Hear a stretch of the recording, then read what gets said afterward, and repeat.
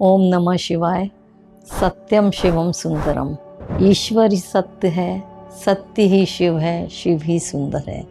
जैसा कि पहले भी मैंने बताया, शिव जी के ऊपर मैंने जो वीडियो बनाई है उसी का आगे मैं कंटिन्यू कर रही हूँ। Welcome to my YouTube channel Divine Spark. I am doctor Sufala कठल।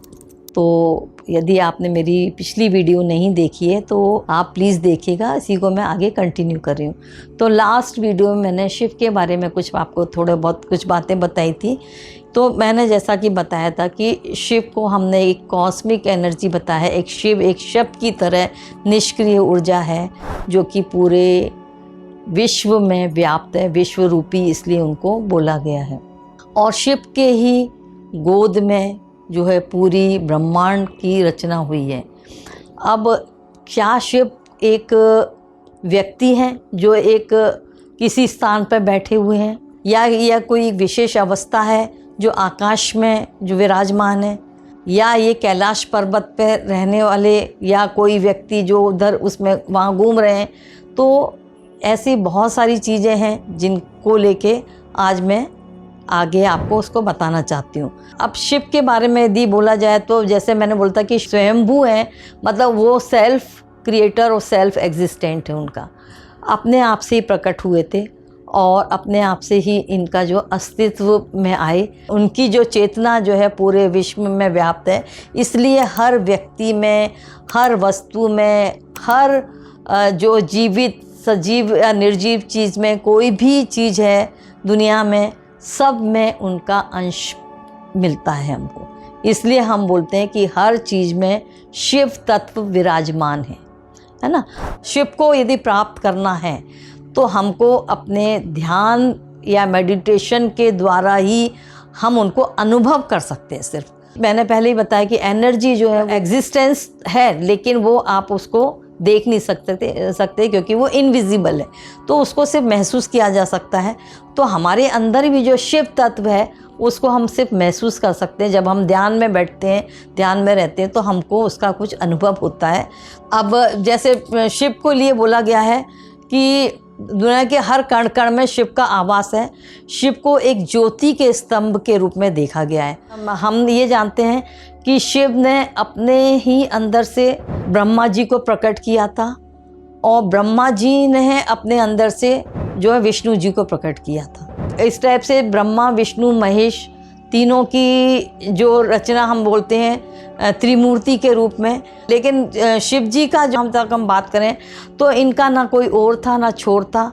जब एक बार ब्रह्मा और विष्णु दोनों ने सोचा कि इनको वो प्राप्त करेंगे, इनको ढूंढने जाएं कि है कहाँ पर। ब्रह्मा जी ने बोला कि मैं उनका सिर की तरफ मैं जाता हूँ और तुम पैरों की तरफ जाओ, है ना। और विष्णु जी पैरों की तरफ गए, लेकिन उनको सालों निकल गए, वर्षों हो गए, लेकिन उनको ना उसका और पता चला ना छोर पता लगा।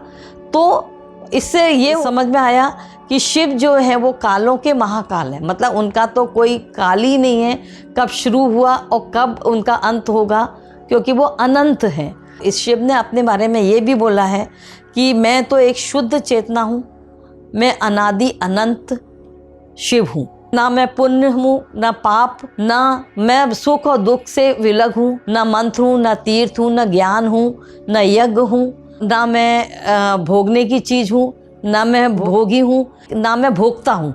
मैं तो सिर्फ एक शुद्ध चेतना हूँ और मैं एक अनादि आदि शिव हूँ। न पुण्यम न पापम न सौख्यम न दुःखम, न मंत्रो न तीर्थम न वेदा न यज्ञा, अहम भोजनम नैव भोजम न भोक्ता, चिदानंद रूप शिवोहम शिवोहम। तो उन्होंने अपने बारे में यही बताया कि सिर्फ मुझको महसूस ही किया जा सकता है।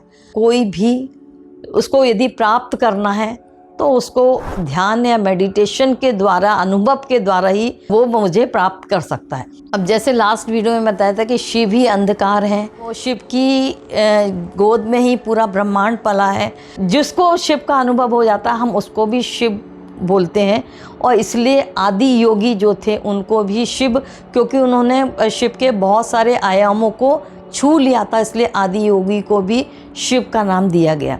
यदि शिव को प्राप्त करना है तो आपको उसमें विलीन होना पड़ेगा। मतलब विलीन होना पड़ेगा मीन्स आपको समाधि तक जाना पड़ेगा, तब आप शिव को प्राप्त कर सकते हैं। उसके एक्सपीरियंस लेने के लिए यदि हम किसी से पूछें कि आपको इसका एक्सपीरियंस मिला, तो उसको जब वो इसमें विलीन हो गया, वो आपको एक्सपीरियंस वो कुछ बता ही नहीं सकता। तो मतलब उनके समाधि तक आपको जाना पड़ेगा, तब आप शिव को पा सकते हैं। ऐसी तमाम कहानियाँ हैं जिसमें लोगों ने कैलाश पर्वत पे क्या हुआ ये समझने की बहुत कोशिश की। कई लोगों ने वहाँ तक जाने की कोशिश की, लेकिन कोई भी व्यक्ति वहाँ तक नहीं पहुँच पाया, क्योंकि वहाँ पर कई उपकरणों, कई साधनों का भी उपयोग किया गया, लेकिन वहाँ पर हर चीज़ स्थिरता है। वहाँ के आयामों को भी लोगों ने छुआ, लेकिन वहाँ पर जाके उनको डिज़ोल्व, विलीन ही होना पड़ा, लौट के कोई वापस नहीं आ पाया।